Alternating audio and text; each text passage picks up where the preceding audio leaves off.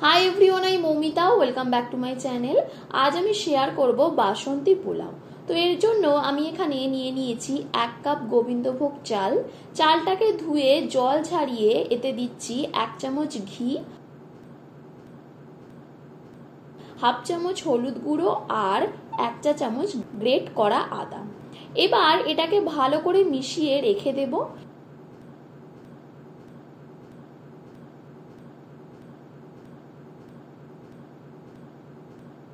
এরপর একটা কড়ায় 1 চামচ ঘি গরম করে এতে দিচ্ছি কাজু কিশমিশ,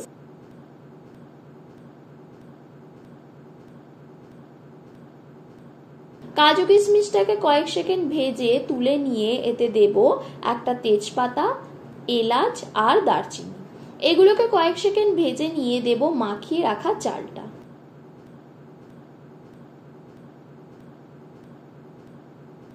চালটাকে 2 থেকে 3 মিনিট লো হিটে একটু ভালো করে ভেজে নিতে হবে। এরপর দেব 2 কাপ জল। আমি এখানে 1 কাপ চাল নিয়েছি, 1 কাপ চালের জন্য 2 কাপ জল দিতে হবে। এরপর দেব হাফ চামচ নুন আর 4 চামচ চিনি। চিনিটা গলে এলে 5 মিনিট ঢাকা দিয়ে লো হিটে ফুটিয়ে নেব। 5 মিনিট পর দেব ভেজে রাখা কাজু কিশমিশ,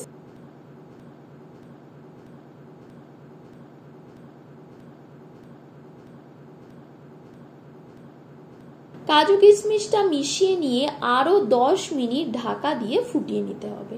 10 মিনিট পর পোলাওটা একদম রেডি। তো দেখো, খুব সহজেই হয়ে গেল বাসন্তী পোলাও। তো রেসিপিটা ভালো লেগে থাকলে ভিডিওটিকে লাইক ও শেয়ার করে দিও আর চ্যানেলটিকেও সাবস্ক্রাইব করে দিও।